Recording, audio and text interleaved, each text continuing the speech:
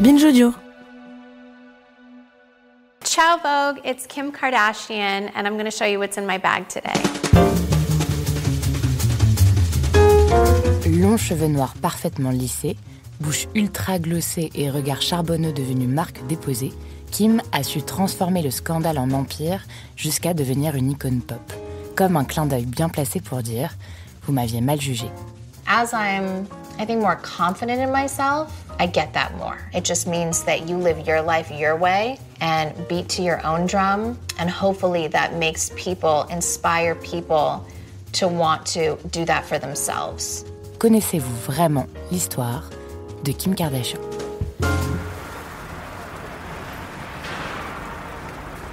Kim Kardashian naît le 21 octobre 1980 à Los Angeles. Autour de son berceau hors de prix, son père, Robert Kardashian, avocat d'affaires, et sa mère, Kris Houghton, ex-hôtesse de l'air reconvertie en femme au foyer énergique.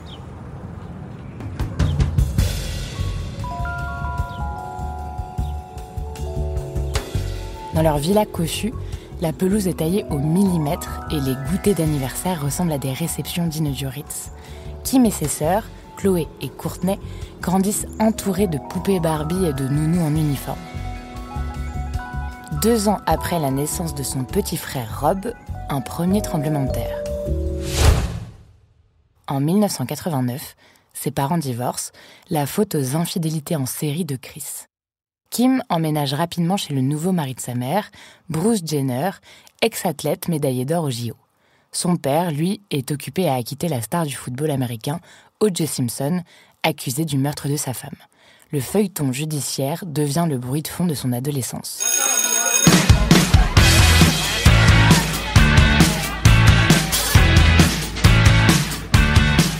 Kim Kardashian fréquente le Marymount High School, lycée catholique UP pour filles situé dans le quartier chic de Bel Air. Dans les couloirs, elle avance à pas feutrés, style discret mais impeccable. Elle scrute les reines du bahut et note tout. Les ongles French manucure, leur posture. Puis, en 1998, elle zappe les études et décroche un poste de closet organizing. Elle trie les dressings des stars, plie des robes à $3000 et murmure des compliments à l'oreille des célébrités capricieuses. Jusqu'à retrouver une copine d'enfance, Paris Hilton, la blonde platine qui règne sur la planète People au début des années 2000, armée de son chihuahua. Yeah, I'm going on castings right now. Désormais, Kim porte ses sacs Louis Vuitton, ajuste ses lunettes mouches et efface les faux plis de ses mini-jupes. Les paparazzis commencent à la mitrailler, mais écrivent encore « Une amie de Paris Hilton » sous la photo. À 19 ans, Kim dit oui au producteur de musique Damon Thomas, de 10 ans son aîné. Le mariage a lieu à Las Vegas, sous ecstasy. I got married on ecstasy. I had no idea. I did ecstasy once and I got married. 3 ans plus tard, l'euphorie s'est évaporée, mais Kim transforme ce divorce en tremplin. Elle rencontre Ray J, chanteur R&B au sourire ultra bright, toujours sapé d'un baggy tombant et un t-shirt oversize. Avec lui, Kim découvre l'amour façon clip des années 2000. Champagne tiède, drap froissé et lendemain qui brille moins que la veille. En 2006, la starlette lance, avec Chloé et Kourtney, ses sœurs, sa première boutique de prêt-à-porter Dash en Californie. Dans les soirées UP, son nom circule à voix basse, comme une rumeur prometteuse. Jusqu'au jour où il est balancé en pleine lumière, un matin de février 2007, une sextape, tournée des années plus tôt au Mexique avec Ray J, fuite sur Internet sans son accord. I did ecstasy once and I got married. I did it again. I made a sex tape, like everything bad would happen. You were high on ecstasy when you had that sex tape? Absolutely. Everyone knows it. Like my jaw was shaking.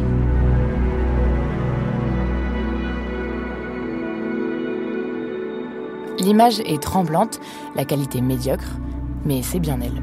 Entièrement nue, dans sa demeure feutrée de Calabasas, entourée de son clan, Kim regarde les talk-shows la crucifier en direct. Sur l'écran, des quinquas blancs ricanent, décryptent chaque plan, commentent son corps. L'Amérique a tranché. Elle l'a bien cherché. You know there are people who say that you put it out yourself. You know that. Yeah, and, you know, I think why would anyone put that humiliation on their family?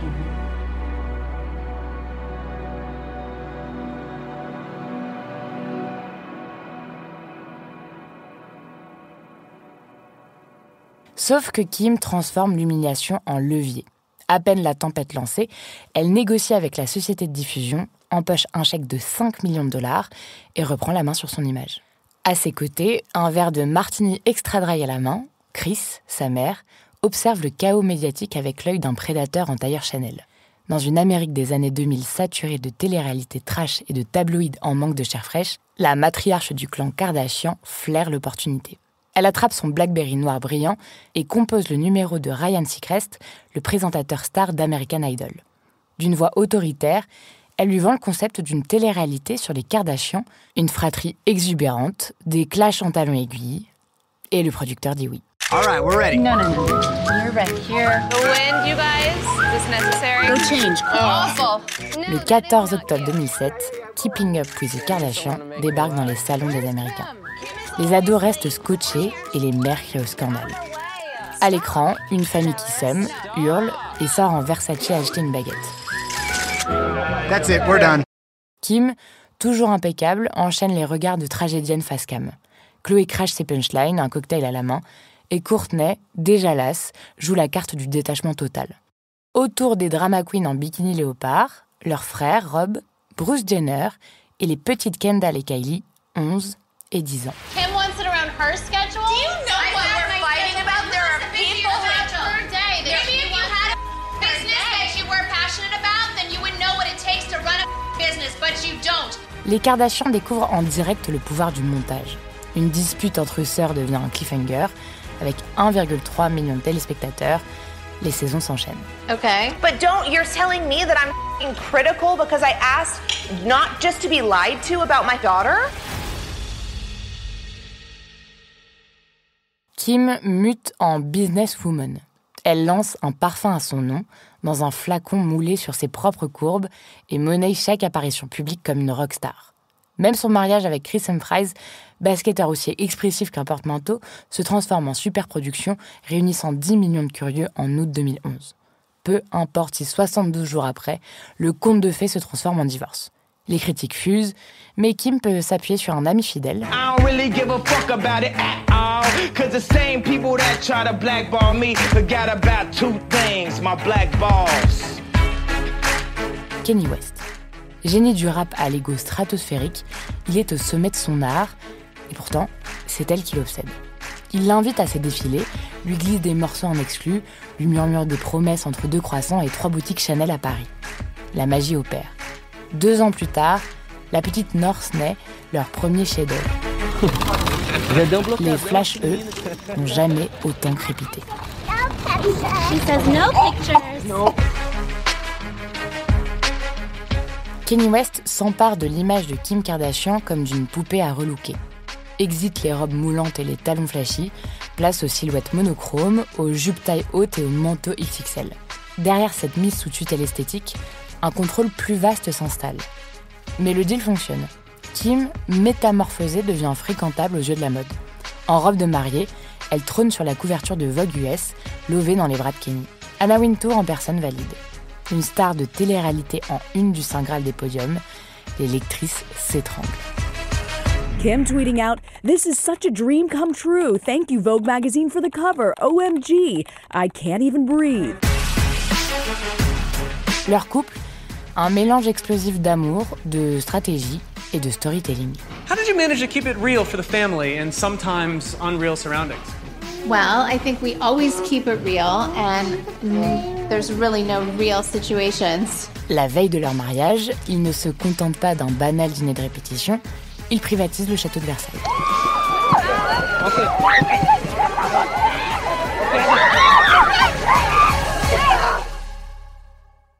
Un geste qui claque comme une déclaration de puissance. Lui, en costume crème, joue les souverains modernes. Elle, en robe blanche vertigineusement décolletée, signée Margiela, avance comme une déesse hollywoodienne. Pour une nuit, la monarchie, c'est eux.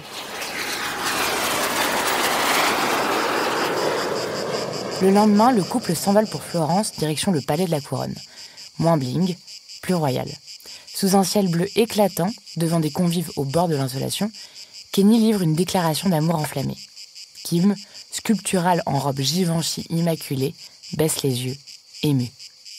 Quand ils se disent oui, le 24 mai 2014, ce n'est pas juste pour la photo, c'est pour fonder un empire.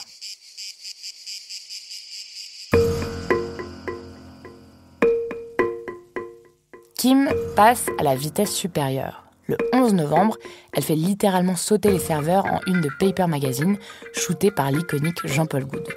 Nue, huilée, le chignon tiré à 4 épingles, elle fait jaillir une coupe de champagne posée sur ses fesses. La promesse était claire, break the internet. Mission accomplie.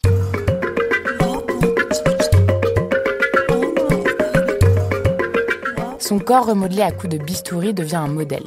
Taille étranglée, hanches élargies, fesses projetées en arrière, une silhouette sablier fabriquée, pensée comme une marque. Cette morphologie devient virale, imposant un standard sans jamais dire son nom. Une illusion devenue horizon pour les jeunes filles. Le BBL, ou Brazilian Butt Lift, en réalité, c'est une injection de graisse dans les fesses. Cette méthode nous vient du Brésil et elle a été bien évidemment mise en lumière et popularisée par Kim Kardashian. Autour d'elle, le clan Kardashian capte les métamorphoses de l'Amérique. En avril 2015, Bruce Jenner fait son coming out à la télévision. Il est une femme trans, désormais Caitlyn. Kim soutient. Pendant ce temps, elle devient mère une seconde fois et observe un pays de plus en plus fracturé. Le 12 juin 2016, après la tuerie homophobe d'Orlando, elle prend la parole contre les armes à feu. Beaucoup lèvent les yeux au ciel avant de réaliser qu'elle a plus d'audience qu'un JT du soir. Nous voici à Paris, le 3 octobre 2016. Il est 3h du matin, rue Tronchet. Kim Kardashian dort dans son appartement privé de l'hôtel de Portales, un lieu discret et luxueux prisé des stars. Elle est seule, sans garde du corps, pendant que ses sœurs font la fête ailleurs. Soudain, 5 hommes déguisés en policiers pénètrent dans l'immeuble et forcent le concierge à ouvrir la porte de son appartement. Réveillée en sursaut, elle se fait ligoter et bâillonner dans une baignoire. Elle entend les bruits des tiroirs qu'on vide, les bijoux qu'on arrache, pendant qu'une arme est braquée sur elle. Alors qu'elle se voit mourir, l'influenceuse s'en tire avec 10 millions de dollars de bijoux envolés, dont sa bague de fiançailles. Le lendemain, Kim est traumatisée. Sauf que le monde entier ricane. Sur Twitter, des mèmes la montrent en larmes, ligotée, des émojis de diamants volés en fond. Mais cette fois, Kim disparaît. 3 mois de silence radio, une éternité à l'ère des réseaux. Le 3 janvier 2017, elle brise le silence avec une photo. Elle, Kenny et leurs enfants réunis dans un cadre apaisé. Fini le bling, Kim entame un virage sérieux, axé sur la famille, et se transforme en militante pour la réforme carcérale.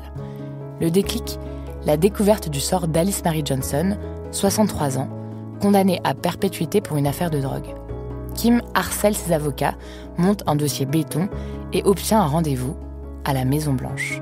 Brushing impeccable, tailleur sobre et regard franc, Kim débarque dans le bureau ovale.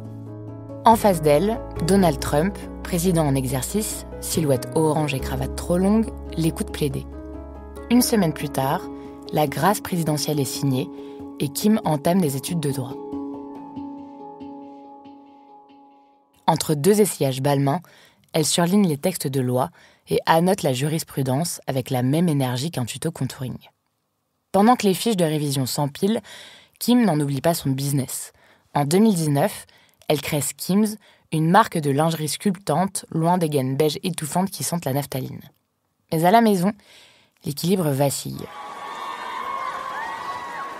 And yes, le 19 juillet 2020, as you probably could have guessed by this moment, Kenny annonce sa candidature à la présidentielle américaine dans un meeting confus. I have decided in 2020 to run for president. Il pleure, crie et dévoile des secrets intimes.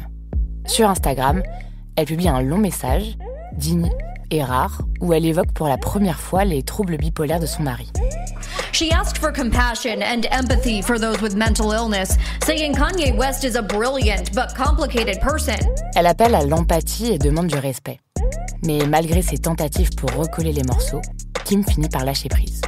En 2021, le divorce est acté sans fracas ni bataille judiciaire.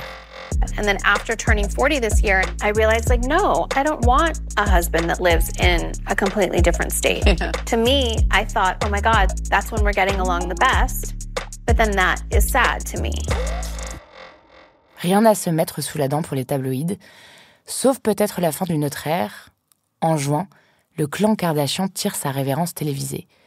Mais Kim n'a pas dit son dernier mot. Ladies and gentlemen, Kim Kardashian West. Octobre 2021, plateau du Saturday Night Live.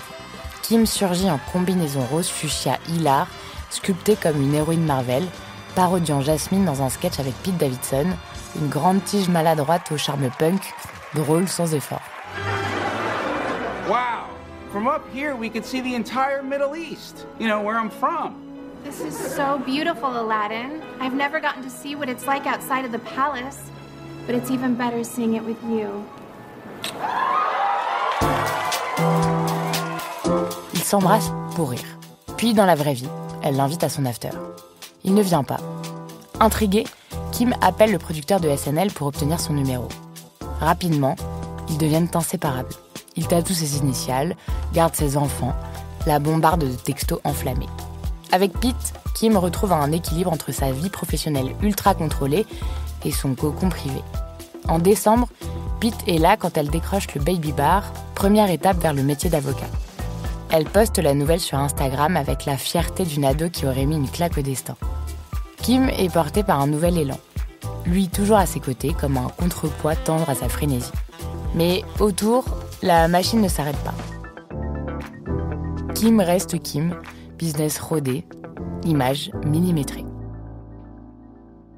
En mai 2022, le tapis rouge du Met Gala devient sa scène. Dans une chambre glacée du Ritz, elle tente d'enfiler la robe mythique de Marilyn Monroe. Dear Lord. Oh my God. You got it. No. Kim, push. No. Kim, push it. Push what? Push your ass. Push your ass. Like where? In. Cristaux cousus main, tissu champagne, fragile comme un souffle. Elle n'y rentre pas. Résultat, on lui coud une réplique pour la soirée. L'original, elle ne la portera que sur le tapis rouge, pendant quelques secondes, où elle descendra les marches, cheveux platine et Pete à son bras. Une Mona Lisa version Californie. Holy shit. Once it gets up, it'll fit the back. Le couple part ensuite direction Tahiti, mais entre deux selfies sur la plage, ils fatiguent.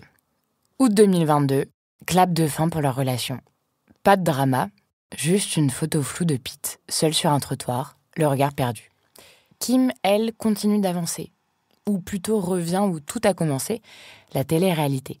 Mais cette fois, ce n'est plus Keeping Up with the Kardashians, c'est The Kardashians, sur la plateforme en ligne Hulu.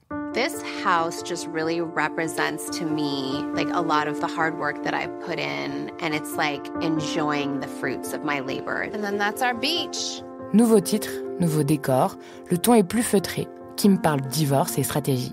Elle devient CEO à l'écran, tout en restant drama queen dans l'âme. Kim ne veut plus juste qu'on la suive, mais qu'on la respecte. On l'a longtemps prise pour une blague. Une bimbo à selfie, silhouette photoshopée, reine des red carpets sans cause ni talent. Pendant que le monde levait les yeux au ciel en prononçant son nom, elle traçait son destin. Alors que sa marque Skims pèse 4 milliards de $, elle possède à 44 ans plusieurs maisons à Hidden Hills, Calabasas, Palm Springs ou encore un jet privé. Selon les critères d'un monde hyper capitaliste où tout se mesure en notoriété, part de marché et like, elle a réussi. Mais probablement que sa plus grande victoire réside ailleurs.